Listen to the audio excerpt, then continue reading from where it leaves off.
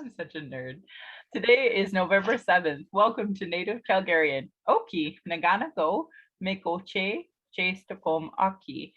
My name is Red Thunder Woman. My married English name is Michelle Robinson, and I use she and her pronouns. Native Calgarian is being recorded on the lands of the Niitsitapi, which is the Blackfoot Confederacy. The Blackfoot south in the opposed US-Canadian border are the Blackfeet. North of the border are the Siksika, Gunai, and Bugani of the Confederacy. These lands were signed on September 22nd, 1877 with Treaty 7. Signatures that include Blackfoot Confederacy, the Wesley, Chiniki, Bearspaw Nations of the Stoney, and the Dene from Tsuut'ina. I acknowledge all First Nation, Métis, Inuit status, and non-status across Turtle Island as keepers of these lands. All non-Indigenous are treaty partners with governments signing on your behalf. I honor the Blackfoot as the elders and members have been so kind to me on my Red Road journey. Elder Red Crane taught me how to pronounce my spirit name. I was born in Calgary, or in Blackfoot Maquistas, as Michelle Elliott, an English name which has afforded me privilege in an English colonial world. My mother is Northern Slavey Dene, or Satu Dene. My Indian Act and Post status card by the Canadian government says Yellowknives Dene. My father is so Canadian. I am a daughter of the Mayflower and a daughter of the American Revolution while having an Indian Act and Post status card. My Dene lineage roots me in the land of the Hare people, not hair as in your, head hair, as in like Arctic hair, as in rabbit, because my people always showed up in rabbit skin. But they were also called the Great Bear Lake people in Treaty 11. I'm a native to Turtle Island, and my Dene Nation is a visitor to this area of Clincho Tine Indahe in Satu Dene, meaning many horse town, named after the Calgary Stampede.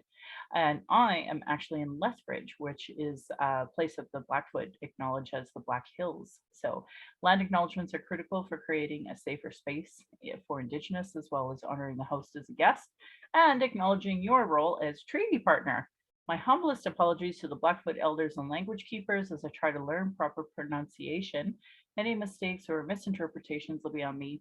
I encourage questions so that misunderstandings can be cleared up as soon as possible. You're not speaking on behalf of all Indigenous, but I share what I know as I walk the red road. My Patreon account is Native Calgarian, where you can pledge and support. Thank you, previous donors, for showing your support. If you have valued listening or watching and can afford to give, thank you. To those that cannot afford to give, I'd love to hear from you at nativeyyc@gmail.com, where you can send in your comments or questions. Also, giving a review helps on whatever medium you're listening from. I have a YouTube channel where you can go and subscribe. You can go to nativecalgarian.com for the latest podcasts and pin posts on social media. And with that, I'm going to welcome back my friend, longtime friend, Chad Cowie. And would you like to introduce yourself in your way?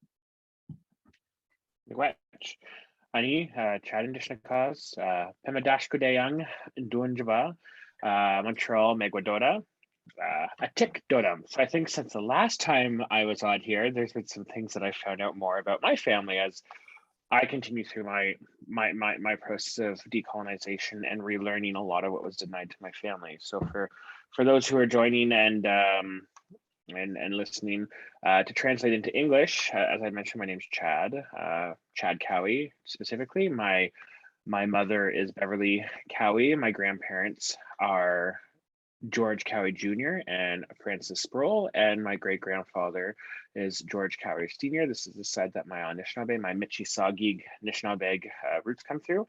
The Michi-Saugig are one of the nations that are a part of the Anishinaabe grouping, which include the Chippewa, the Potawatomi, the Odawa, the Algonquin to an extent as well. I am from the community of, as Canada would refer to, is Hiawatha First Nation. I think in the past I have been on and said Minoman Canning. Over the last year of doing research work for my community, the other 5 Mississauga communities, there's been some realization and unearthing of things such as what has been the traditional name of the area that my community is actually located on, which is the Madashkodea, which means something to do with the where the grass burns or where the grass dances as it looks in the sun setting because of wild rice. I am joining you from Ganiaga territory. I am here in the Montreal area, specifically Little Perot. I am also Caribou Clan. In the past, I would have said Mayangan Dodam, but again, in doing some of this research and listening to some some stuff that goes way back to the 1820s, realizing that my family is actually Caribou clan, and so trying to correct that. I am a PhD candidate at the University of Alberta, focusing in political science. I do Canadian comparative politics and Indigenous politics, mostly Indigenous politics, but in the field of political science, they have yet to be able to make Indigenous politics a subfield. So that's why I'm labeled as Canadian comparative. I am a researcher and course instructor currently at McGill University, and will be relocating to the University of Toronto in July of 2022 to start a tenure stream position there within the political science department at the Scarborough campus and at the downtown campus in Toronto. Congratulations. So yeah, that's my background. Thank you very much. Big wedge. Yeah. Oh, you're welcome. We were lucky enough to see your wedding not too far from there. I'm so excited to visit your work one day again. Oh, that's so exciting. Well, I'm really glad that you're on, because you were unfortunately in some conservative circles this week, so I thought I'd give you some space to just be you. I listened this morning to your conversation with some Edmontonian conservative talk radio folks, and it's so cringy. I got an interview today from somebody, and when they don't know anything about Indigenous issues, and they frame questions in such awful ways, and you're like, okay, let's correct that one. And I felt like you almost had to like educate him on, hey, did you know that there's like over 600 nations, and and not everybody is thinking the same, and all of this. Like, it felt like that a lot. So I wanted to ask you what your thoughts were of being interviewed out here in Edmonton, and hear what you thought of that whole interview. So for a few things, for those who are listening, my area of research that I'm currently working on is whether or not First Nations, Inuit, and Métis people participating in Canadian federal electoral politics or electoral politics and Canadian institutions can bring change. Is there an effect by Indigenous people being involved in it? So my main focus has been on the federal elections, and specifically the 2015. But I've been asked in recent elections to also discuss on it because of the fact that I follow it. I understand what's going on. And when we talk about this, it tends to always be through the lens of Indigenous peoples, First Nations, Inuit, and Métis people simply being one group under a Canadian citizenship lens, rather than, and there's little discussion about why that's not the way to look at this. You have to look at it far more different perspectives, and that there's varying perspectives and very diverse perspectives across it, depending on the nation, depending on the region, depending on the treaty area, and depending on the ideology. And again, not all people in one nation or one community are going to follow the same ideology. That's not how it works. We sometimes forget when we're talking about Indigenous peoples, especially First Nations and Inuit, that consensus means that you have to all be the same, when consensus is more about coming to a middle road in order to make everyone content and okay to be able to go forward.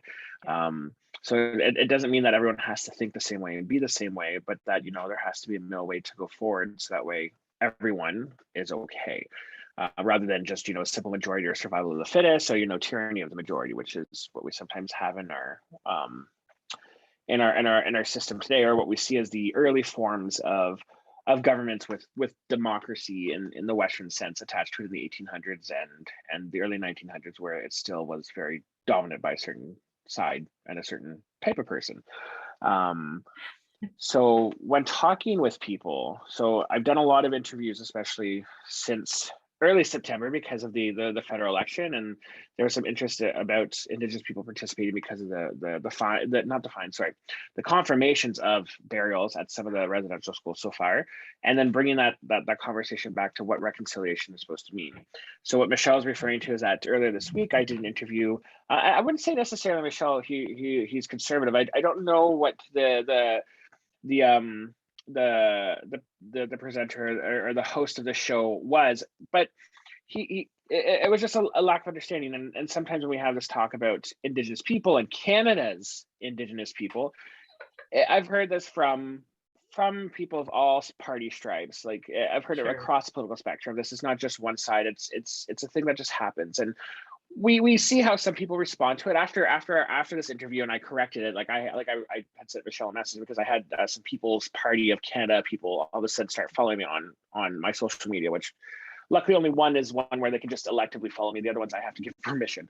But it was a little bit jarring. But so while I was on the most recent one, it was just Canada's Indigenous peoples was Canada's Indigenous people was said a couple of times, and so I had to correct that, because one of my things I want to do, especially as an academic and someone who does this and someone who doesn't like when I'm labeled as someone's property, because when we say Canada's Indigenous people, that is giving a sense of ownership. When we say Quebec's Aboriginal people, or when we say First Nations people of Alberta, or First Nations people of Ontario, or Métis people of Saskatchewan, and the Métis are a bit of a different story because that's how they form themselves as well. So let's exclude the Métis when we're talking about this. They do go by Métis of Saskatchewan or Métis of Alberta, but like the Inuit of Ottawa or Ottawa's Inuit, there's a problem with when we say it that way, and it gives a sense of not only ownership, but it also gives the sense that these organizations existed first, or these provinces and Canada existed first, when that was obviously not the case. They came later, on the backs and on the deconstruction and on the outline of a lot of First Nations and Inuit and Métis structures. So trying to remind people to not do that, that is key. And unfortunately, this was something I had said in the email before. I'm like, don't say Canada's Indigenous people, but I don't know how, if that had gotten around. So after the second time in the interview, I corrected it. Yeah, no, that it's tough. I just felt like you were giving more education, like Indigenous 101, instead of actually talking about the subject you wanted that it was supposed to be about, and whether or not really Indigenous people can vote, what the barriers are, et cetera, et cetera. But we didn't really even get to that in that interview, because of course this is somebody who doesn't have any language on how to talk to somebody Indigenous, and it's just I wanted so much more for you. I wanted you to have an opportunity to really, talk about the barriers, because um so now Chad and I know each other from politics already. So I feel like what a lot of people don't understand is how political Indigenous are. And we have to be out of survival. We have to know municipal politics, provincial politics, or territorial. And we have to know federal politics. We have to know Indian Act politics. We have to know our nation's politics and traditional governance system. So like we have to know all these things. And I feel like Canadians, like they don't have to know anything. And I mean, I only say that because I've been door knocking as you have. And when you go to the door, the average Canadian, they don't even know the difference between like municipal politics and provincial politics, let alone the nuances of all of our different Indigenous politics that we have to adapt within under the system of the Indian Act and under the system of Canada in general. And I don't think, folks even understand that. So anyway, I know that for you talking about nations voting, one of the things that you were bringing up was some of the Eastern nations that just don't even believe in voting in the Canadian system because of the treaty that was made at the time of basically, you do your thing, we'll do our thing. And even though Canada hasn't honored their treaty in any capacity, the Indigenous folks of that nation still honor the treaty and say, no, we're not going to vote because that's not what we agreed to in treaty. So I just wanted you to have an opportunity to unpack that more and talk about some of the things that you think are relevant. And then maybe conversely, because we never got there on that other show, like if there's some folks that purposely vote and why on purpose. And I'll just let you kind of discuss that because this is your area of expertise, one. And two, because I can finally just talk to somebody about it without having to explain it. So where would you like me to start? Because it's been a whirlwind over the last bit for me, because I did have an article come out talking about this, and it's a very intro article talking about the different ways that we have to consider when we're talking about and deconstructing that Indigenous term, because as we know, Indigenous is pan, it's a blanket term. Yes. And we need to remember that Indigenous includes First Nations, Inuit, and Métis. Métis have various different political, provincial organizations or regional organizations. The Inuit have 4 different regions, and then we're talking about over 50 different nations when we're talking about First Nations as well, nations and confederacies. So when we talk about 600 nations, what we're really talking about is those 600 communities. And some of those communities, yes, they are their own nations. The more out west, out this way, there's a little bit more connection, and the whole process of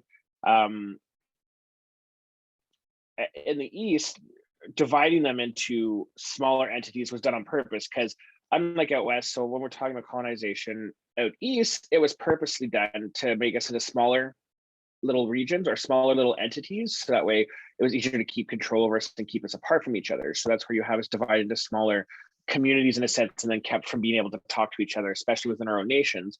So my nation, the Mississippi Sagas, it's six different communities under the Indian Act, and that includes a lot of traditional territory that is what we would call Southern Ontario, Southeastern Ontario, and it's the same thing for a lot of the nations and the confederacies. They were purposely divided up, and then when the Indian Act came into place, it was utilized to be able to keep us from being able to talk to each other. My community and the other 6 Mississauga communities, they were formed in the 1820s, 1830s. They were originally formed as communities. You had little plans for how they were going to have a church. They were going to have this.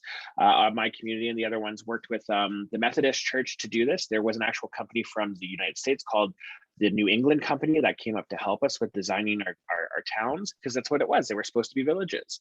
And so from 1820s until the 1870s, we freely moved amongst our communities. We would go back and forth between the communities because there was a lot of doing that, especially because a lot of people had family from the other communities, and marrying into other communities, in a sense, marrying into other clans is more the correct way to say it back then. But that obviously was not benefiting colonization. It was not benefiting the settlers who were arriving into what we would call Southern Ontario. So with the 1876 Indian Act, it made it more hard for us to do that. It made it illegal for us to go back and forth between communities. It made us illegal to even leave the communities. It made it so that way, obviously, women from our communities, if they married out, they were no longer a part of the community that they were born into, and stuff like that.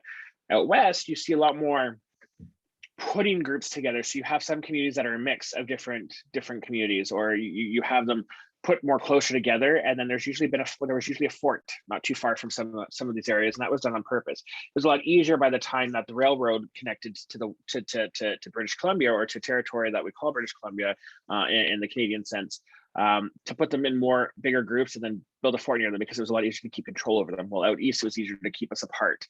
So that way we would be able to outnumber them, because at one time, between Six Nations and some of the Mississauga people near Toronto, that outnumbered the settlers, and that was very frightful for the settlers back in just after the War of 1812. So going through some of that stuff and understanding that history is very important to understanding why there's differences in how participation happens, and that not every nation has it, and that each group also comes into becoming Canadians and getting Canadian citizenship at different times, but also that the story of how that happens is not one that's necessarily looked at in the sense of because they were considered equal. It was usually because there was a sense of something that was needed, or that they were in the way. So for instance, if we talk about Métis through through the Manitoba Act, they get the right to vote. Métis men in 1870 because of the adoption of the Manitoba Act, which brings Manitoba into the 5th province of Canada.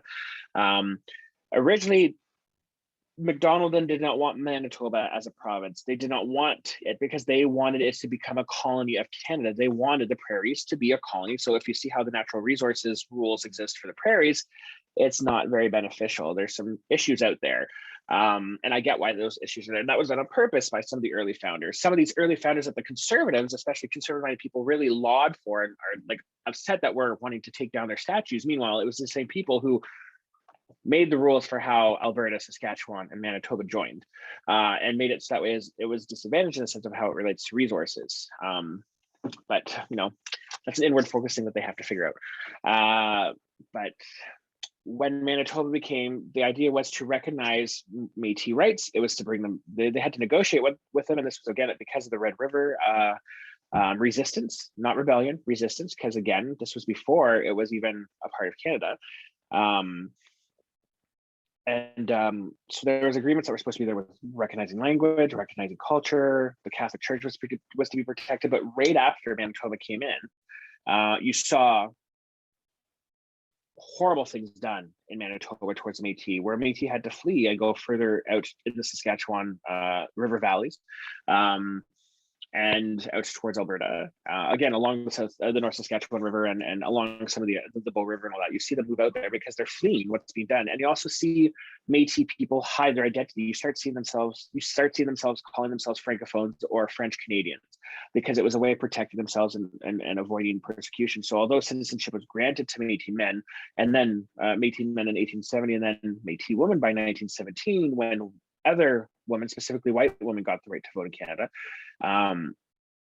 they weren't identifying that way because it was dangerous to identify as who they were. They weren't recognized because of what was done to chip away at Métis rights from the 1880s on. And then you saw the full out attack on the Métis because of the Northwest resistance and the fact that by that time Canada didn't need to negotiate, which is again where we see Riel hung and Batoche attacked and the Bell taken and so on. But Métis people get ignored after that, and they're pretty much they have to live as if they're French Canadians. So for a lot of Métis people who are still finding their roots, this is what comes from this. There's a sense to protect themselves and hide, but you don't see necessarily involvement at that level. You saw a few Métis people elected in the 1870s, but then you don't see them elected again until the 1940s, 1950s.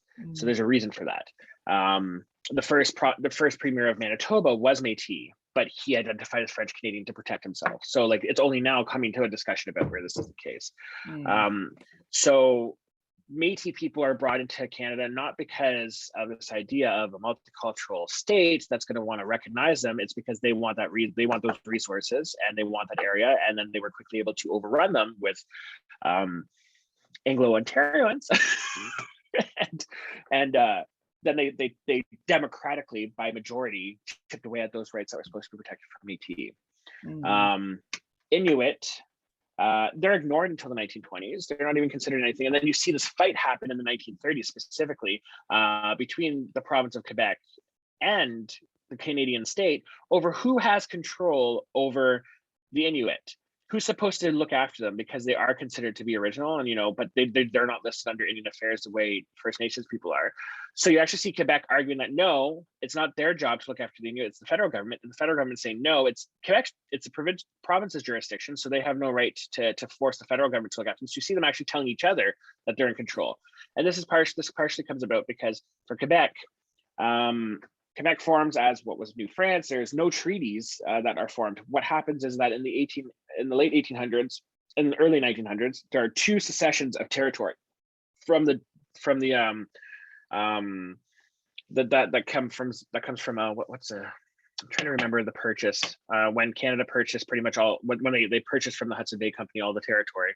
I'm having a blank. Sorry, guys. I've had a very long week. There's been a lot of stuff going on, but one of the agreements was that Quebec was supposed to formulate treaties with the new territory that was going to come under them, and they never did. So when it came up in the 30s, especially during the Depression, and then there was questions over the Inuit in what we call Nunavik, which is one of the regions of Quebec, one of the regions of Inuit territory, and it's part of what we would call Northern Quebec on a Canadian map. There becomes questions about who's supposed to take care of them and who's supposed to look after services for them. Quebec took Canada to the Supreme Court. The Supreme Court ruled that no, Canada had jurisdiction over them. So not only status Indians, but also Inuit. So what Canada does right away in the 30s is disband them from having citizenship. So they're not allowed to be citizens, but gives it back to them in the 1950s. In 1950, they get the right to vote again. And they get the right to be Canadian citizens. But when we're talking about Inuit getting that right, we need to remember that wasn't done because it was considered that they would be looked at as equal citizens. It was because they needed to put people in the northern parts of what they claimed as their territory, aka Canada claimed as their territory, because this is when the height of the Cold War starts. This is when the Cold War really kicks off in the 50s. So you have a situation where Inuit are simply used as what we call human flagpoles. They are put, and we see this forced relocation in the 50s, where they're forced relocated to places, but it's done to purposely use them as a way of being able to claim sovereignty. And so although they become Canadian citizens in the 50s, they're also not given the actual rights of a Canadian citizen. Although they have citizenship, they're almost denied the right to vote and participate in Canadian elections until 1979 because they're not given ballot boxes and they're not given the ballots to be able to vote. So there's a good almost 30-year period where they're not actually able to even participate because they're not given the right the tools to be able to vote, those democratic rights as a citizen of the Canadian state. First Nations people, we know that the whole idea of citizenship to Canada was purposely used as a way to degrade and destroy Indigenous citizenships, putting in those codes about what it means to be able to be deciding how and who we're supposed to be, telling us legally by Canadian law that we have to be this much, or our father must be it. It was done on purpose. And then, if we wanted to go out and get an education, if we want to do anything, we would lose our right to be who we are. We had to become Canadian citizens. If we wanted to vote, that was the case. But when they give the rights to First Nations people in 1960 on reserve, like when it becomes no longer our need to give up your identity, it's done not because of this idea of nation and nation, that it's our territory, and that they're looking at a way to federate and go forward as a federation with Indigenous nations, a part of the federation or confederation.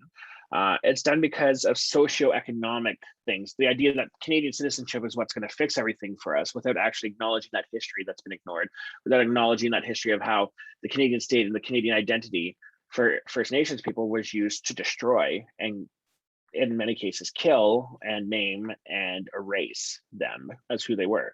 So these are things that we sometimes forget when we're talking about this, and that it's important to understand that when we're talking about that, because not all Indigenous have the same understanding. And there are some First Nations, especially the Dene, who were also denied ballot boxes for a long time, because in the North, there was no point, it was too costly. Or we see in some of the Southern communities, because for First Nation communities, you have to get permission to go onto the community, or go into the community. You have to get permission. You also have to get, Elections Canada has to get permission to actually give them a ballot box. They have to have permission from Chief and Council. So some communities will say no, and they will not allow it onto their communities because it's not their governance structure. But at the same time, we need to remember that it's a Chief and Council system that's put in place by the Indian Act. So it gets very convoluted and difficult, and how to go forward on that. Because again, that Chief and Council system was put in place to deconstruct ours because we weren't utilizing their structure of governance. So it's stuff that we need to remember when we're looking at this, and that it's not a one size fit all or a one story. And it's something that I've had to realize while working on my dissertation for my PhD. Yeah, I really appreciate you giving context, and especially the shout out to the Inuit, because today's International Inuit Day.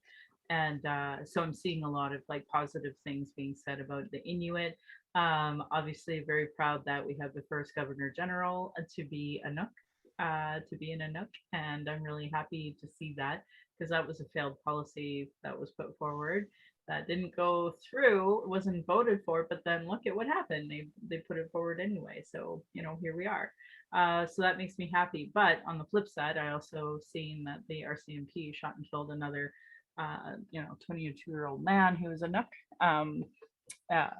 I don't know all the circumstances, but as you know, if he was white, I'm sure he would have been given a cheeseburger to try to de-escalate the situation, as opposed to shooting and killing him. So, we have the flip side of that too. So where do I even want to start with this? So first, I wanted to tell you about a book about the Satu Dene and Treaty 11, because obviously I should know more about my own people. I had actually just recently read something. It was this clause that was fought for in the Supreme Court. And the whole reason why they were forced to really do Treaty 11 was because they realized that Norman Wells had so much fossil fuels. And then, of course, when they recognized the uranium that was in our territory, they were like, oh, yeah, I guess we're going to make treaty with these guys. So that was really the basis of it. So I'm trying to unpack and learn a little more about my own peoples. And I'm really glad that you have that opportunity to do it through the university. I would probably really be remiss to not ask you about vetting. How do they vet in a university about whether or not somebody's actually First Nation? God. How do parties vet who's actually Indigenous? How do they go through this? And how does anyone who checks off the box? I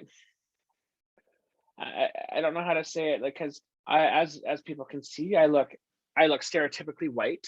And in Canadian context, we have, and some nations in the West, there is this also built-in belief that you have to look stereotypically what a Native person's supposed to look like according to how it's made to look like. I would never get casted in even a background scene of being a Native person in some movie, because I will not fit in. according to their idea of how it's supposed to be stereotypical. And I will always get, oh, you're not Native, you can't be, You know what? you're And that's part of the not. reason why I have this whole podcast, because people might like the stereotype of what a Native is supposed to look like is wrong. And Yeah. that's the whole thing. Like, people need to see you and go, oh, he's First Nation, and need to not question this anymore. Like, just because people have this stupid stereotype of what Hollywood depicted, and like with blackface, nonetheless, like they're not real depictions in any Well, capacity. we see now, like we see right now what's going on with, I swear to God, some of the people who are the pretendians who are getting caught now are not doing blackface, but they're doing reddish brown face, because like you have to wonder how they. I wish. I'll leave it at that, because I'm going to say something that I'll probably regret. Yeah, It's just shocking, but it's hard to understand. I don't know the process. I'm just getting more involved with it now to be able to have more of a say, to be able to assist with making sure things are done properly from the inside, and making that connection. But I don't want to say it's weird. I have the Canadian legal proof, if we go by Canada's legal proof, because some people do. I have, I have a number that says I am according to Canadian unilateral law, but at the same time, I'm also vouched for by my community. So even if I didn't have that card, my community would vouch for my community vouches for me. So I also have the community recognition. I have the endorsement from where my lineage comes from. So I have both of those. So it helps get over the fact that I look very stereotypically white, because I have two ways to be able to vouch for it in the Canadian context. I not only have my community who will vouch for me because I know my lineage, I know where I come from, but then I also have that status card according to Canadian law that says that I'm supposed to be Native.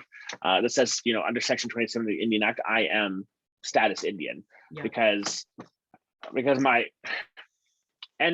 almost wasn't, to be honest, because before 1985, if you didn't have your father on your birth certificate, they could just assume that it was white. You could look very stereotypically Native, but they could still assume that it was that your father was white, and you would automatically not be considered Native. So if a woman did not have a husband's name on that child's birth certificate, they usually were denied. I don't know if it was because I was born in 1984 or what, but I somehow bypassed that, because my father's not on my birth certificate. My father is also not Native. He's not Ojibwe. He's not Native at all. But somehow they seemed to, I got through according to Canadian law. I don't know if it's because they just didn't bother to, or I don't know, but yeah. But again, there's that case. But again, my sister, myself, and my one cousin are all this. We're a different level of Native than my one other cousin. It's because of how it works. So I don't know how they go about vouching, because like, do you ask for a card? Do you ask for proof? That's difficult to do, because that goes against everything. Like that, me having that card in my mind is not what makes me Mississauga. What makes me Mississauga is the fact that I have lineage, I'm accepted by my community, and I do my best to try to bring in our citizenship codes that we followed as a way of living, so that way I can follow that, because that's what we do. For a lot of First Nations, especially, their way of existing wasn't just based on blood. You could be adopted in, you could marry in. So therefore, my white husband could be considered Anishinaabe. If this was back in 1600, he could be considered Anishinaabe, because if he followed the rules of what it meant to be Anishinaabe, or what it meant to be Mississauga, it was the way that it worked. And the same thing if you came across poor little settler children whose parents might have died of dysentery, if one go by the game, or who died from cholera, they could be adopted in too, and they'd be considered fully a part of the community. Blood was only so much. There's other stuff that went alongside of it. So it's a question that I wrestle with, because it's also a topic that I get very concerned about how it's looked at, because of the assumptions that you have to look a certain way, and it's done by both sides, except one side will use the status cards, that status card or a card as a way of identifying. And we see how bad it can get when you use a number to identify a specific ethnic group. So, and again, like, my number is 162-004-6601. How many other people have to say that? I know I've had a few people who try to be cheeky. They'll utilize their social insurance number, or they'll use their some other, like a work number, and I'm just like, no, your ID number for work is not the same thing, and I have a social insurance number too. I'm like, I have these many documents that dictate to my life. You might have this many. Yeah. I'm like, and some of these documents override those that you have, so I don't even get them. And as someone who lives off reserve, I don't get all those rights, but I lose some of those ones that I'm supposed to have. Yeah. Mhm. So I don't know how they go vetting, but it's a minefield. I Right. think it's conversations that need to be had, but at the same time, I will not judge a community that might have adopted someone who has no blood connection, because it's not my job to do that. A friend of ours corrected me on that a long time ago when I got mad about the fact that Stephen Harper was given a headdress. I made a big comment on it. The response to me was, I have no right to make a comment. I'm not from that nation, so it is not my place to dictate if they should be allowed to do that. And they were correct to point that out to me. I was very wrong of me to do that. And it's sometimes what we forget on the Indigenous side, that it's not our place to do that in other nations. Yeah, I know. I see that all the time. Same thing with Justin and Sutina. They gave him the name One That Keeps Trying, and they gave him a headdress too. And I mean, I see people make fun of it too, just like they do Stephen Harper. Rachel Notley got a headdress as well. But I don't know. I don't know what to say. It's hard because we have over 634 nations, and that's not including Communities. Métis or Inuit.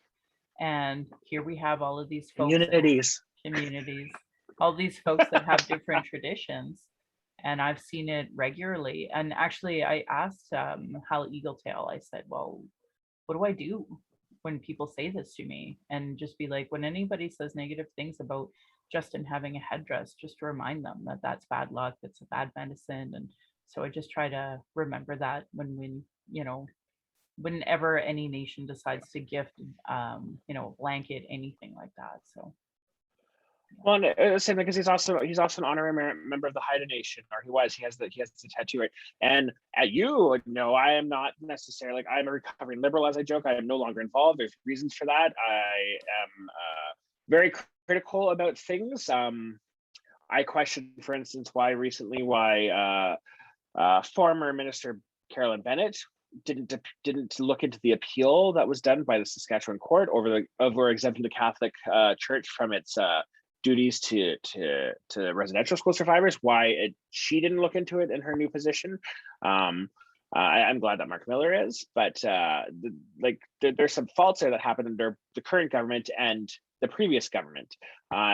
Yes, you can connect it to the Harper government, but there was another minister in between Mark Miller and Val Court that should have looked into this.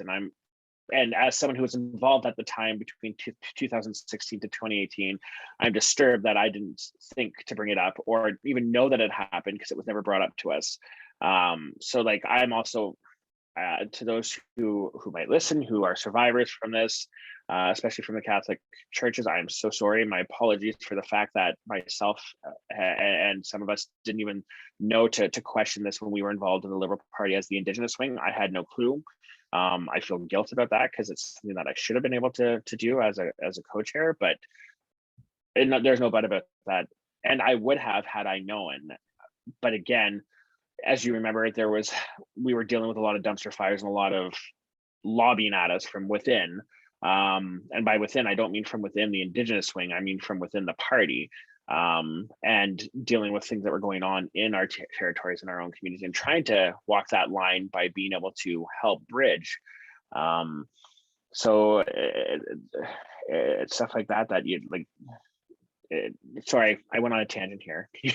Where were we going? Yeah, no, I'm glad you did, though. I think it's really important that people see the racism that we face within this colonial construct that we're trying to improve and trying to advocate our rights for. And it's in every party. It's like colonial politics is colonial politics. It doesn't matter what color, it's still colonial politics. So, the fact that people don't really understand it and understand the pressures that we have to try to, willingly give our time, despite all the oppression we're under, to these colonial parties, and then have them, really just, show their racism and disregard what we have to say.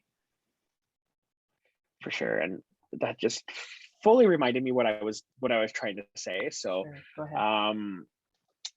when stuff came up with Site C and all that, and some people got really angry with Trudeau and were saying he has no right to that the Haida Nation should revoke their honorary inclusion of him as a member of the nation, and that, you know, he's disgraced to have the Haida tattoo on there. As much as there's a lot of things that I'm very critical that has been done, you know, again, it was a reminder to people that that's not their place to say. That's the Haida's nation to decide. It's their right to decide to do that. And none of us have a right to make a comment on that.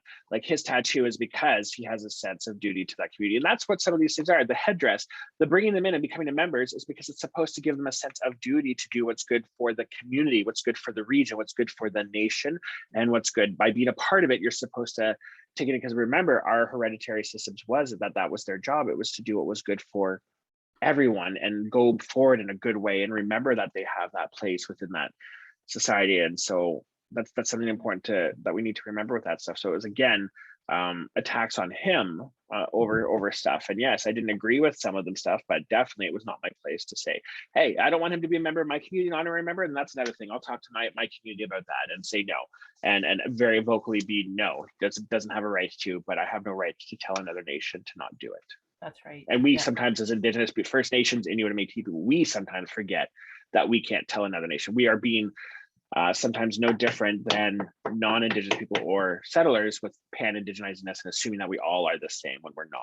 Yeah, 100%. Yeah, I'm glad you brought that up too. So let's talk about something really interesting that happened in Alberta. So you and I know, and I cannot speak for my listeners because I don't really understand how I get these downloads, but how I see so little action from the folks who listen. But at the end of the day, I don't think the folks listening understand Canadian politics. Like, let's just talk Canadian politics only. I don't think they understand the Constitution, and I don't think they understand how Senate appointments work. And here, as you know, we had Jason Kenney, our premier, try to pretend like we can do, you know, these Senate elections and they somehow matter, and they don't matter, but because Alberta has to be Alberta, we have to do it differently. And this wasn't under just Jason Kenney. Previous premiers obviously had this as well, where we do a so-called senator elect. Yeah.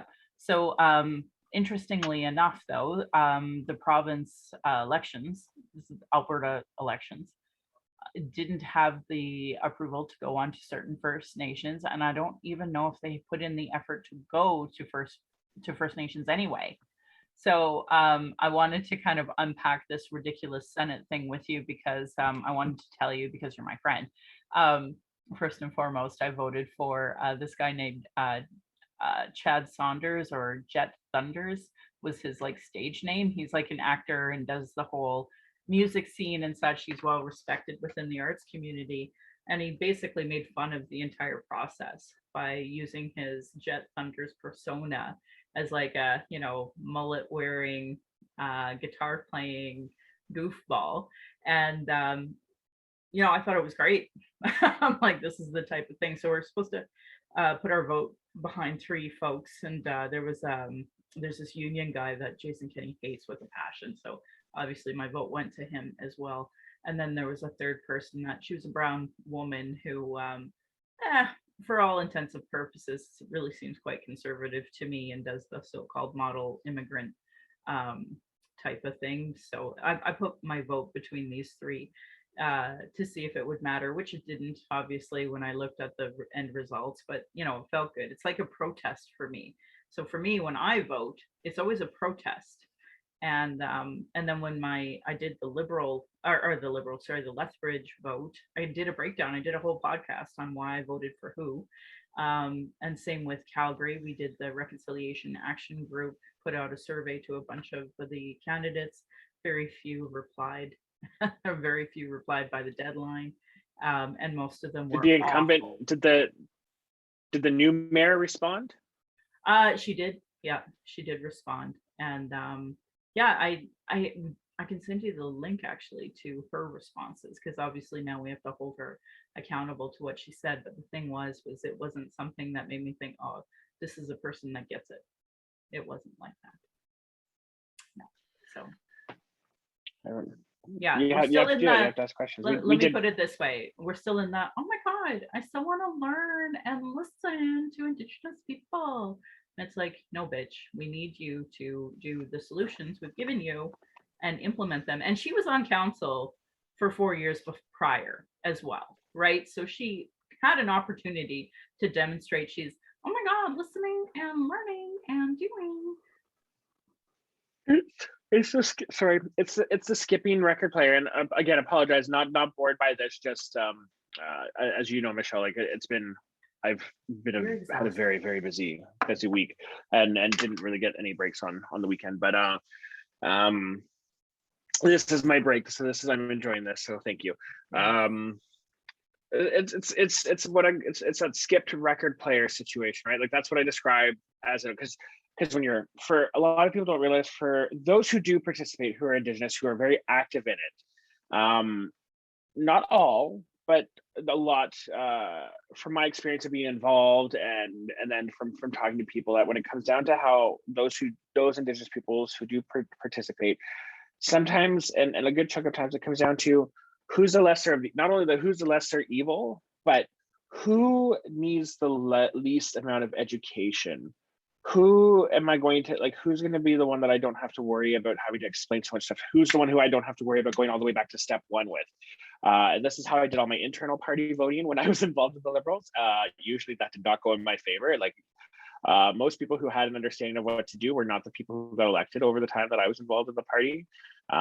There was some cases where it was great. The policy process under Marianne Campuras was amazing for how much was done with it in the Liberal Party structure. But then working with Kara Levis and other people, there's a lot of good work that was done with Kara and Leanne Baressa when she was a membership organization. There was stuff that was known that needed to be done, and that always went out. And this is where I had an issue with someone who ended up becoming more important in the party structure. The internal, I'm not going to say names, but certain communications director for a certain party. I was involved with them on one of the national boards of the party way back in my young days. And the person decided to run for a specific position on the national board. And at the time, it was my first time coming as I was acclaimed as the co-chair of the Indigenous Wing. It was our job to rebuild the commission. And this was right after the 2015 or the 2011 election.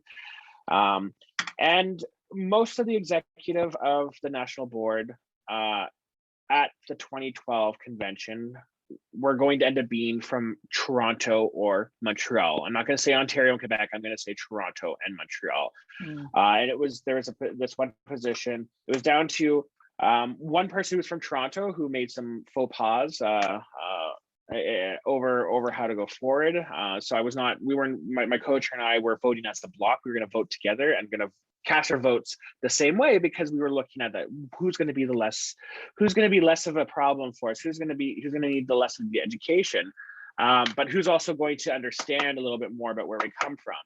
And so we did end up going with Marianne Campuras because she was bilingual, she was a woman, and there was very few women who were elected to the national board. I think she was the only one. Yeah, she was the only one in 2012. There was the Women's Commission chair, and then there was obviously Cherish Clark, who was my co-chair for that first term, who was also on the national board. And I'm not talking about riding or district or provincial and territorial presidents. I'm talking about specifically who was elected as the VP English, VP French membership, policy and president.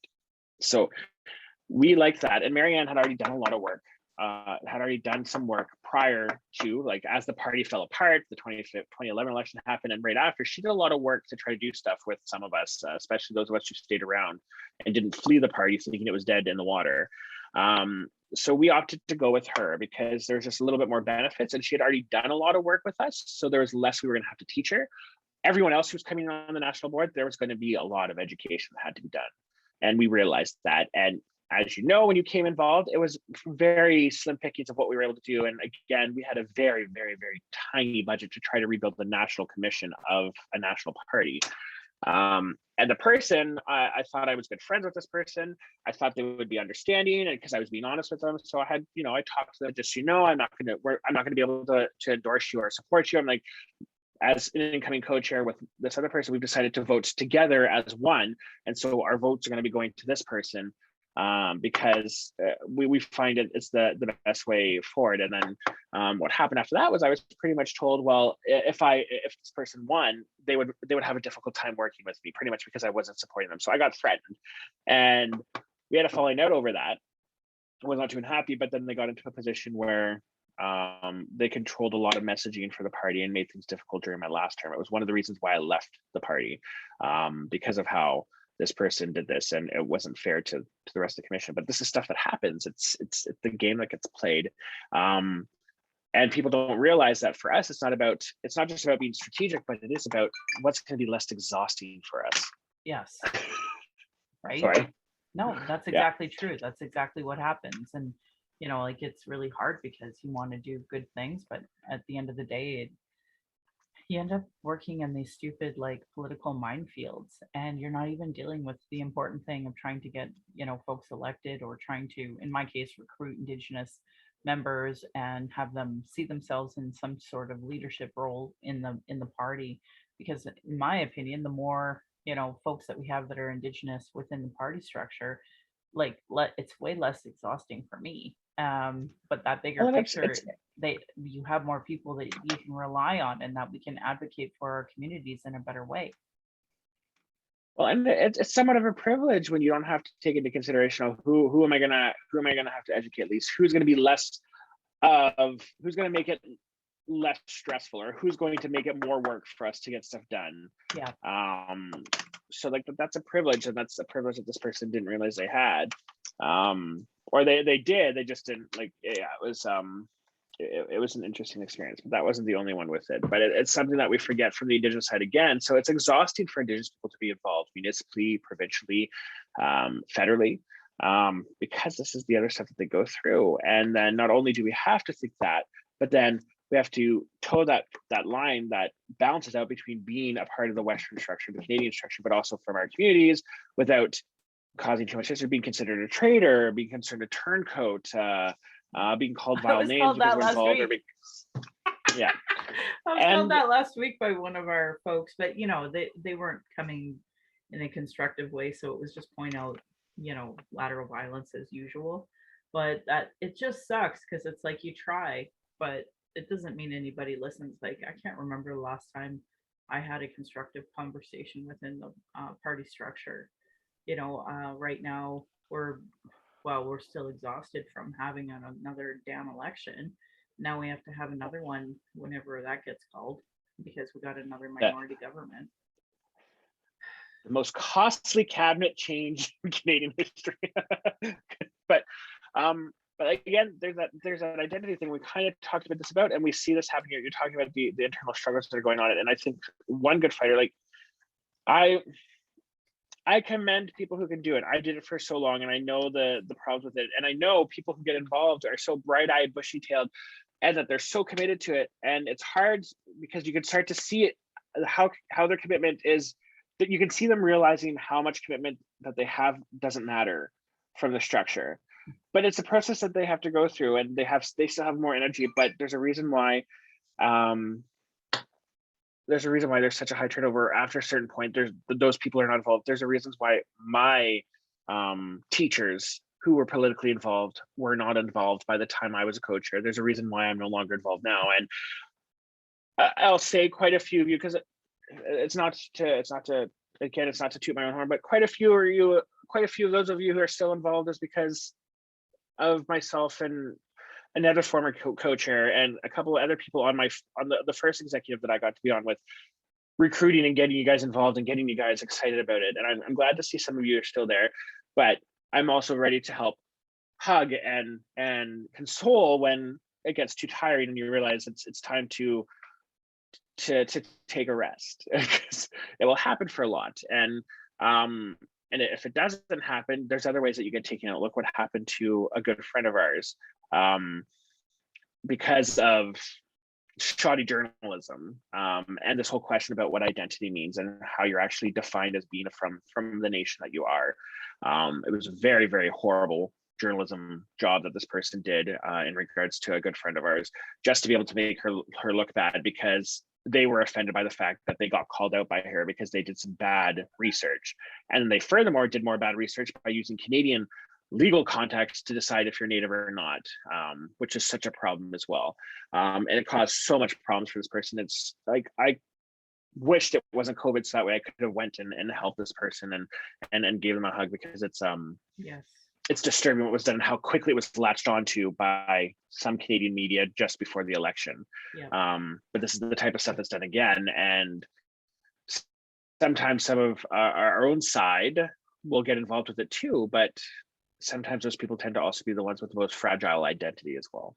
Oh my God, yes. I was pretty upset about it. I know I think I've talked to you about the struggle I've had internally of getting my daughter her status because the racism I experienced in the health community specifically was I never want another Indigenous person to face that. And there was a piece of me that was like, if she doesn't get her status, then she doesn't get red flagged at the hospitals. But at the same time, you and I both know she experiences racism no matter what anyway.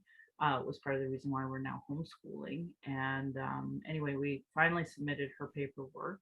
And so we put our marriage certificate in there, my status number, my her birth certificate, all those things, which you and I both know INAC will lose 5 times before they possibly even get there anyway. So this is like step 1 of 5 that I'm going to have to do.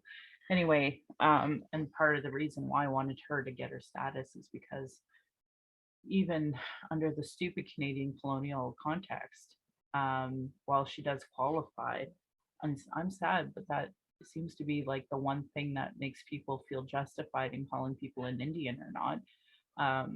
And I don't think that's okay. I wish our chief and councils nationally would like legitimately adopt our people.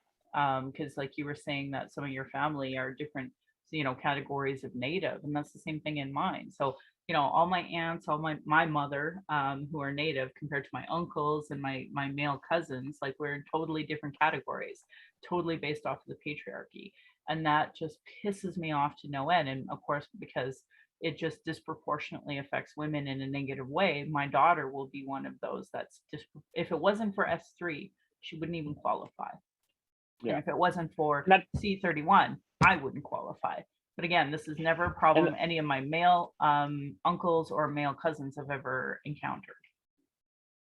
and the change in 85, like, so it always disadvantaged women and their children who married non-Native men.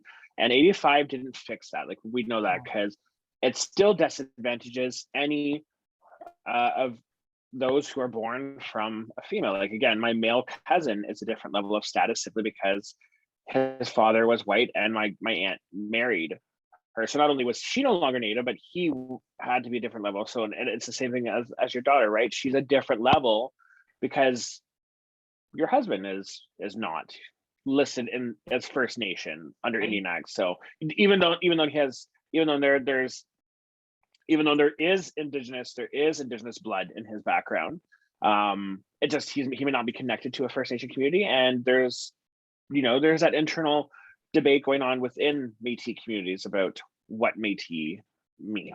And I'm not touching that one either. So yeah, no, I don't blame you. Staying away from that one. Yep, I hear you. But I mean, ultimately, this is what's wrong with everything that we're talking about. And I hate these identity politics in so many capacities because it really becomes like, obviously I study a lot of fascism and nationalism, and really, like, I see so many parallels by our own people sometimes behaving the way you would see a Nazi behave, and it just pisses me off because it's like we're excluding our own people.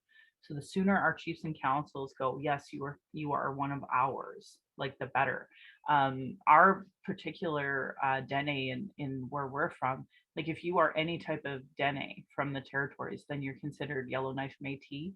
So I know at the very minimum she'll be considered that. I'm just hoping that might Indian Affairs paperwork will work and just go through. But it just sucks because no matter what her choices are, like it's her children will be considered less than any of my male cousins. And that's unacceptable. It's unacceptable. It pisses me off.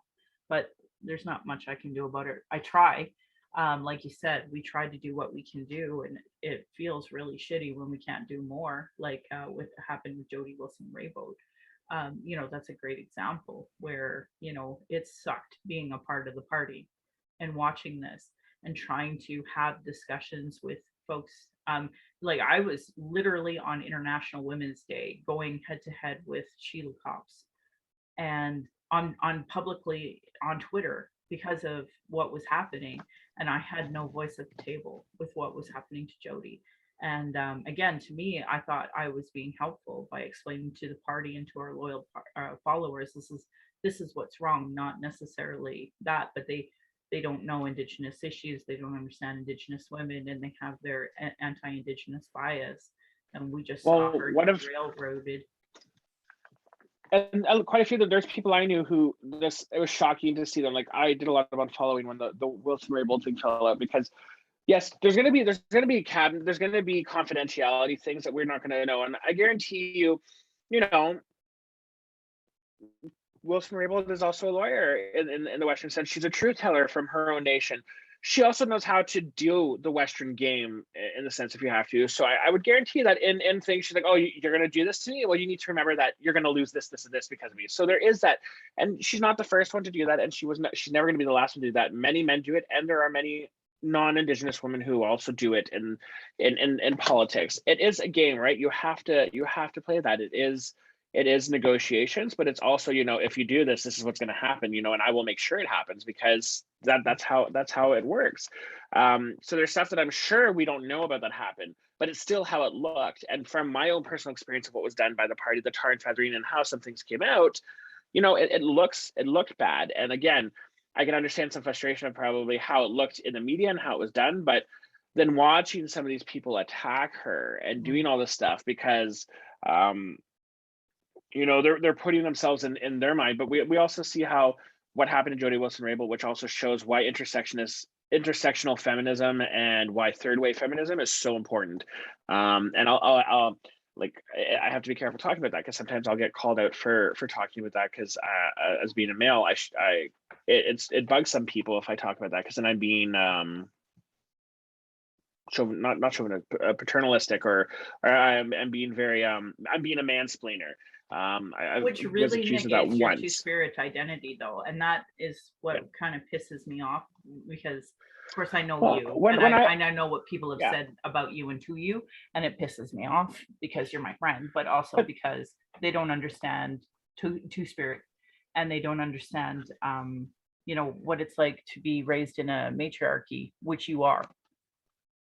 Well, and when it comes to Western theoretical perspectives of feminism, if that comes up and I get questioned because of my maleness, this is when I bring you and a good friend of ours into this, who's a lawyer, and another friend of mine who is a Black feminist, because it's you guys and my mother, my grandmother, my teachers who I've learned from, and they've all been female. And especially when it comes to understanding, it's more in-depth intersectional and third wave feminism understanding. There's a good friend of ours, Naomi, who has helped with a lot of that stuff. And so if I have that question, I'm just like, okay, I'm just repeating what I've learned. So if it's not okay that I'm saying, I'm like, here, talk to this person. And it's fine. It's one of the things why I like being able to be, there's horrible things to being a part of the othered people, but at the same time, how they come back and rally behind you and help, there's also a positiveness of being able to be othered with these wonderful people. It's great because there's understanding, there's similarities. And I had to say this once in a class because my mom always said, she'd have less issue if there was a Black woman talking about shared experience to her than a white woman, because there's not really a lot of shared experience. That Black woman and her have the same history of dealing with racism, but for her, it needs to be another Indigenous woman or it needs to be an Indigenous man, because not only is there that racism, but there's that colonial history that has to be understood too. There's more similarities. There's more of an understanding and being able to relate. Like there's a number of times, like looking at, I'm sure you do it with some friends. I know we've done it. Like you'll probably see me look over at you if someone says something, and you know right away, and we both know. Like I can just be like, and we'll know that we're both like, yeah, this is going to be an issue. Like when we saw that title of that one policy up at the 2016 Winnipeg Liberal Convention, it was just like, you need to take that down. That's the type of stuff that happens in it, and the conversations that happen around it. Sometimes we forget that for Indigenous people as well, it's not just patriarchal issues that have been imposed, but it's also colonial histories and colonial stuff that gets imposed, and things like Sheila Copps, who I once supported very well, but then you can clearly see that she also is the type of person who believes that because she has female anatomy, that she can speak for all females because there's no difference between females. When we forget that sometimes white females can just be as horrible as white males when it comes to Black women, Black men, Native women, Native men, LGBT people. Like there is still strong power that is held because of that whiteness, and sometimes that ethnic thing trumps, in some cases, gender. And by that I mean, I'm not saying that that female gender will trump all male gender. I'm simply saying that when it comes down to it, white males and white females tend to be at the top, and then there's a leverage of how it goes down because of how the structure is. So yes, and usually when and we all talk about socioeconomic models absolutely amplify what you're saying and support that. So and in Canadian context, who's at the bottom of the hierarchy? It's usually Indigenous women. Yeah.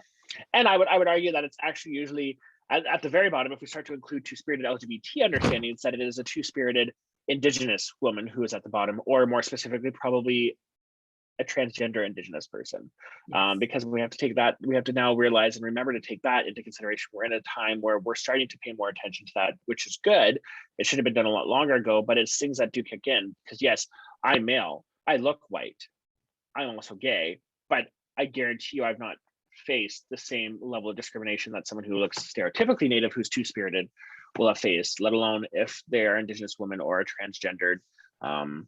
If there's someone who has transitioned from being a male to a female because it's the right body for them, they're going to face far more. I mean, studies have shown that, and that's sometimes, again, what we don't understand. And when it comes to understanding that two-spirit, again, that's the whole question of identity and understanding how our societies work.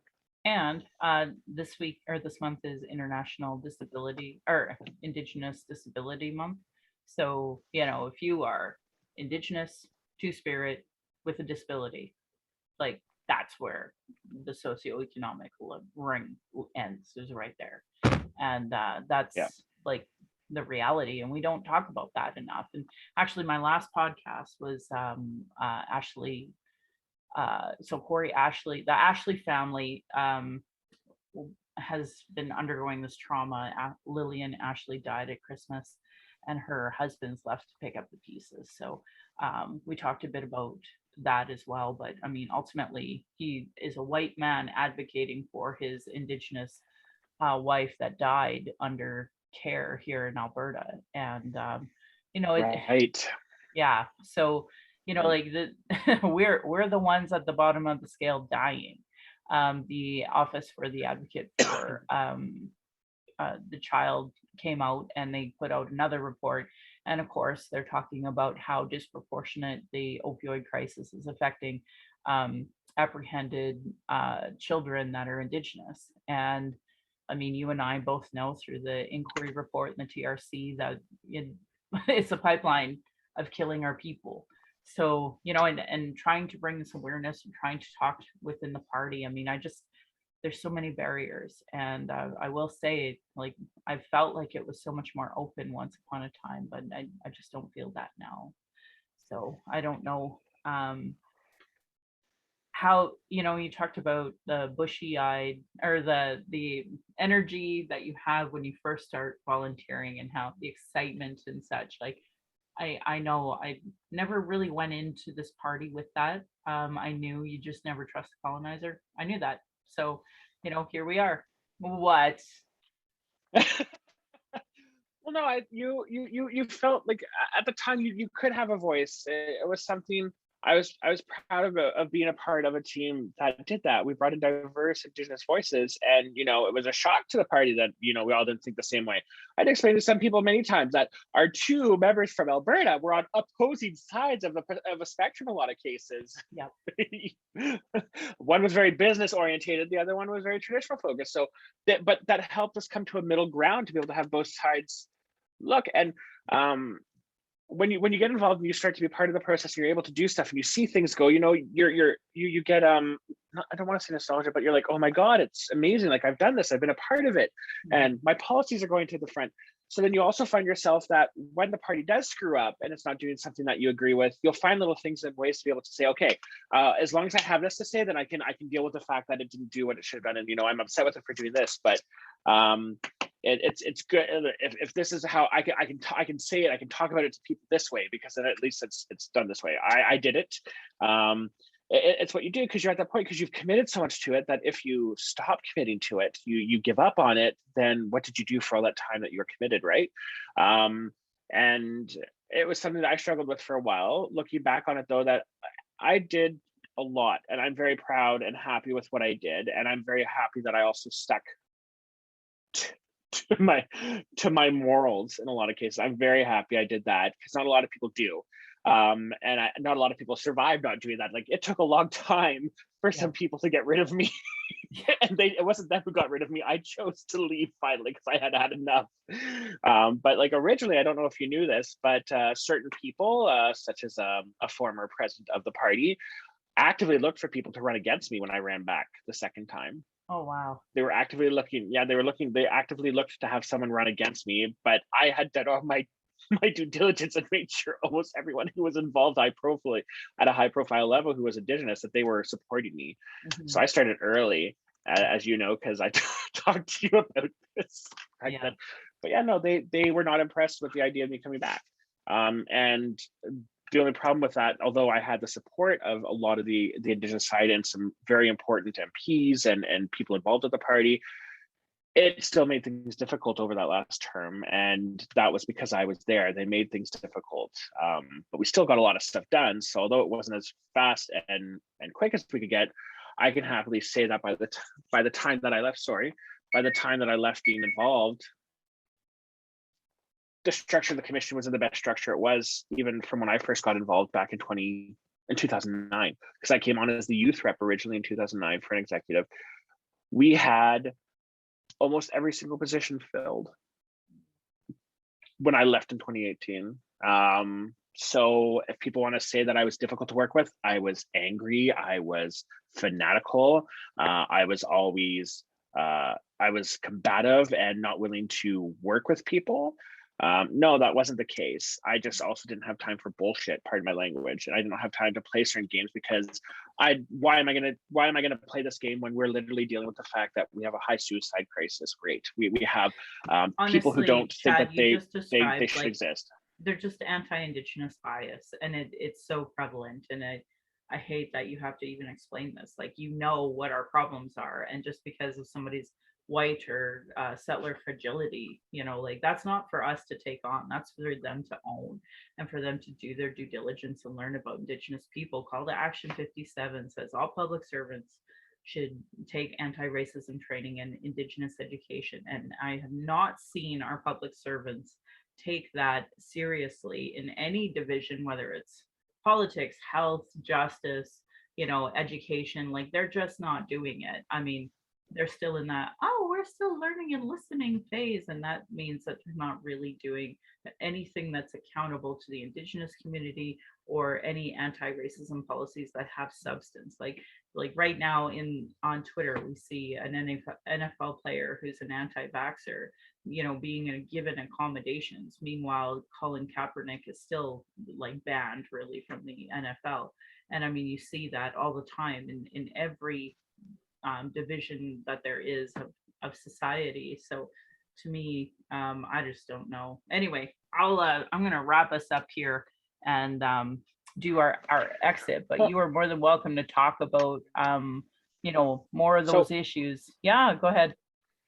just I want, because we're talking about the different understandings of voting, but like these are things that kick in at the level of voting, looking to become an MP, how long someone stays around, and the type of stress and the trauma. This is not, my story is not a unique one. Many people have gone through it. I know you have, but you're still going through it right now, and you're still sticking through because there's reason for that. So I will never condemn people who get involved to do things do things better. People don't realize sometimes what we go through on the inside, what candidates go through, what MPs have to do on the inside.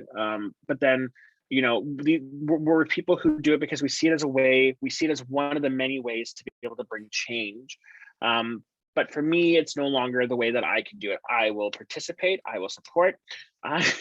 Because of my commitment to the Indigenous wing of the party, I donated to them, but it wasn't the only place that I donated to. I had someone who was on my first executive with me, not my executive, who was on the first executive with me, our former VP Finance during the 2012 to 2014, and she was only around for 6 months because it got really bad and she resigned. She ran for the Greens in Vancouver East, Cheryl Matthews. So of course I was going to support her, and I donated to the NDP commission too, and I donated to one non-Indigenous person, and that's because she's a good friend out here in Quebec, in Brossard, Saint Lambert. I will happily give her funding for elections because she's a good person, she's a friend, and I believe that people like her need to be in Parliament.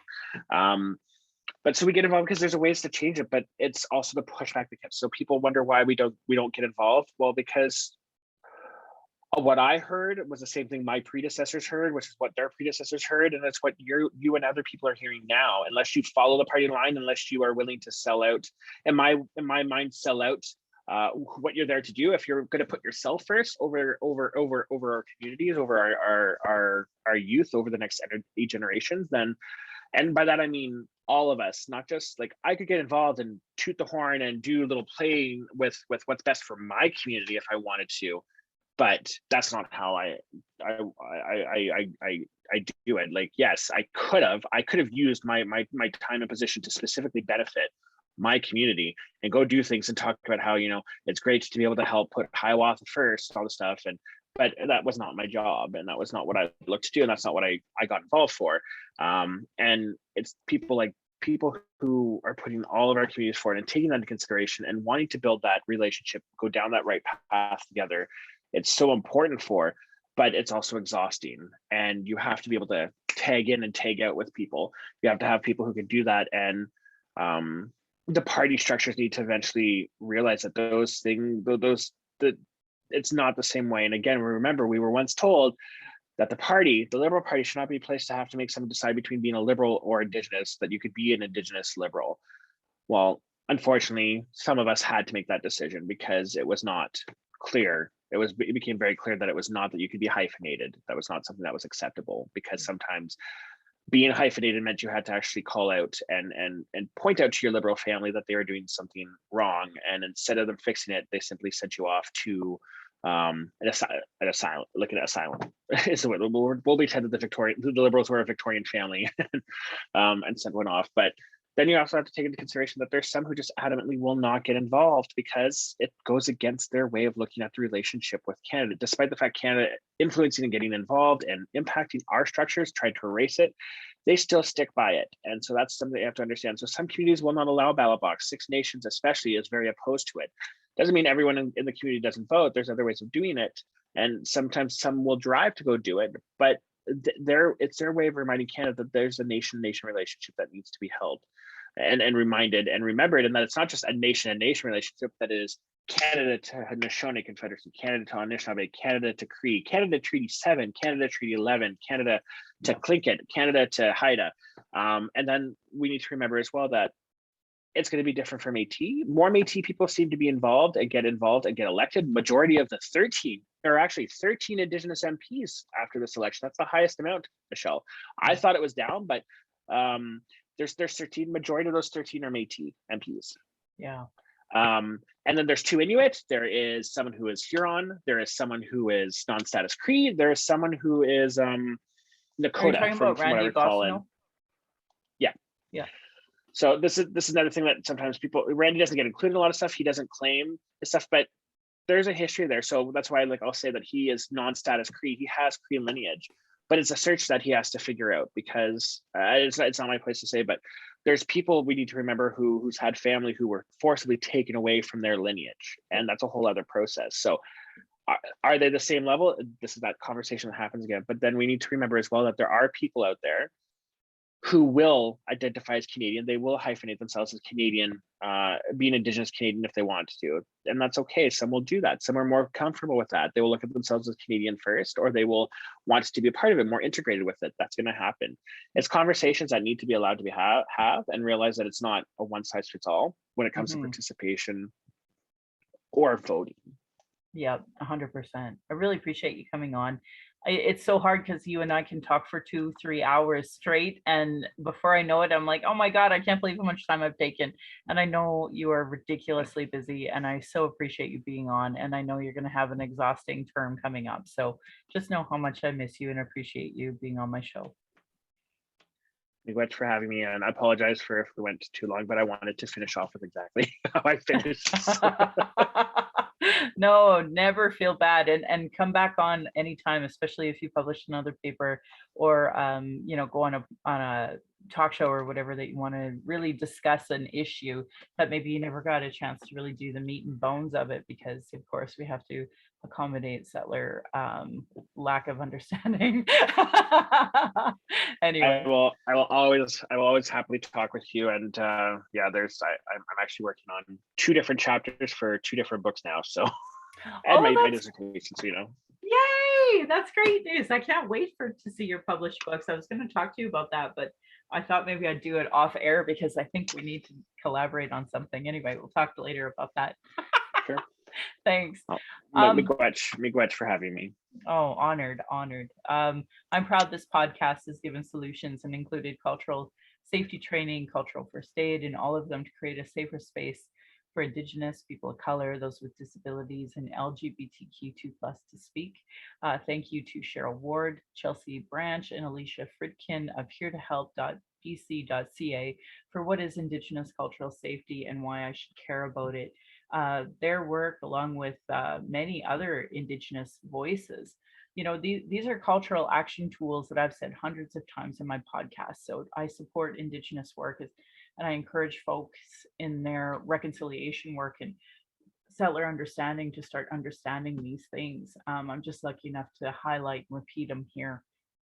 Internalized racism, lateral violence, internalized hate is another form of violence Indigenous and marginalized experienced by the structure of oppression imposed on these lands. RacialEquityTools.org has a part about internalized racism by Donna Bevins, but if you were to Google internalized oppression, racism, you would find all sorts of different text and conversations about that as well. Do's and don'ts for bystander intervention by American Friends Service Committee. So this is things that you could do if you saw, say, a Muslim woman being harassed on a public transit system. Here in Alberta, we actually have a great resource of acttoendracism.ca, or you can text at 587-507-3838 and get the information of what to do when you encounter racism. Indigenous have been talking about our issues, sharing our traumas in reports, commissions, and public hearings, just so it can be regularly disregarded. No more. Honor our words, honor the treaties, listen to politicians and their policies and platforms. If they don't recognize marginalized with their budget, with Gender Equity Plus, if they're cutting violence prevention programs and services, Indigenous education, uterus health choices, gay-straight alliances, lack of human rights for migrants, immigrants, and folks with disabilities, know that your votes to that party or person negatively impacts marginalized people. Demand that they implement the Truth and Reconciliation Commission report's calls to action, the recommendations of the Royal Commission on Aboriginal Peoples, the multiple reports about child welfare reform, violence prevention, and now we have 231 calls to justice from the National Inquiry on Missing or Murdered Indigenous Women, Girls, and Two-Spirit. Denying those reports is a form of abuse called gaslighting. Our people are experiencing extreme racism in the justice, educational, and health institutions with multiple reports that say the same things. Demand changes from election platforms and politicians. If they don't understand colonialism, racism, privilege, and sexism, they literally have zero business running. This should be understood by all parties, politicians, community organizations, sports clubs, etc. Another article that you can Google is how non-Indigenous Canadians become allies. You know, there's so many articles on it now, so I highly encourage folks to Google it. If you're experiencing emotional distress after hearing anything we talked about today, there's a First Nation and Inuit Hope for Wellness helpline at 1-855-242-3310. It's toll free, open 24 hours a day, 7 days a week. And you can also go onto their website at hopeforwellness.ca where there's a text box. If more related to missing and murdered Indigenous women, girls, and Two Spirit, you can call 844-413-6649. And if you're non-Indigenous, you can call the distress center lines in your area. There's usually a functioning 211, or you can call 833-456-4566. And if you're in Alberta and you're a 60 Scoop survivor, you can go to ssisa.ca, and hashtag survivor driven is the call to action there. Another organization I support is the Trevor Project. They have some wonderful resources for all LGBTQ2+, whether you're trans, whether you're youth, whether you're a peer, and you can call 1-866-844-7386. And if you're in Canada and you're a youth, you can call the Kids Help Phone at 1-800-668-6868. And if you go to lifevoice.ca, there's tons of LGBTQ2+ crisis supports there too. Violence is my everyday reality. Every Indigenous generation has faced it. That's why I started this podcast, to speak freely without interruption, tone police, leadership shaming, gaslighting questions, as many people don't want to hear Indigenous opinion, but sure want to tell us theirs. By people who know nothing about Indigenous, colonialism, constant surveillance of our people, our protests, our vigils, and our rights. Typical microaggressions, people dealing with internalized oppression, people who are gatekeepers or survive off the status quo, folks who are in their trauma and stop people from doing the work and deplete personal resources. Internal and external racism is an everyday reality for Indigenous people. I started this podcast as a boundary to be heard, but also for Indigenous representation, as we don't get to hear enough Indigenous voices. And when we do, it's usually vetted through funding. So if the government of Canada or the government of Alberta is giving the funding, then suddenly people have to say things they may not feel comfortable saying. To my ancestors, my granny, and my mom, of what strength looks like through your example, I want to thank my dad for teaching me to be strong and blunt, my stepmom for showing me what a proud culture is through her Austrian family and roots and teaching me to be a proud Calgarian. It is through her I'm a second generation proud Calgarian, but Native Calgarian is named as a spoof because when anybody calls themselves a native, whatever colonial name entered here, it's usually sounding very racist if you're non-Indigenous. So something to think about. And it also shows me your lack of understanding of land acknowledgement. Anyway, thank you to my husband, Darcy, for producing and editing this show on top of being my husband, my childhood friend, the father of our child, and support down my journey of the Red Road. He has witnessed decades of racism and sexism. To our child, who we are blessed to learn from daily, we are honored you chose us. You give me daily accountability to be a better and stronger person. I hope my daughter and my family will be proud in the future of me trying to discuss these present day issues in a way that they can understand. My Patreon account is Native Calgarian, where you can pledge and support. Thank you to my previous donors for showing your support. If you value listening or watching and can afford to give, thank you. To those that cannot afford to give, I'd love to hear from you at nativeyyc@gmail.com. Send in your comments or your questions. I also have a YouTube channel that you can go and subscribe, and you can go to nativecalgarian.com for the latest podcasts. And if you go to my social media, all the pinned posts have it. So I want to end by giving side eye to those Calgary rabbits. You're lucky I'm not your dish. And my beautiful cousin would respond, or you'd be in my dish. Thank you so much for listening.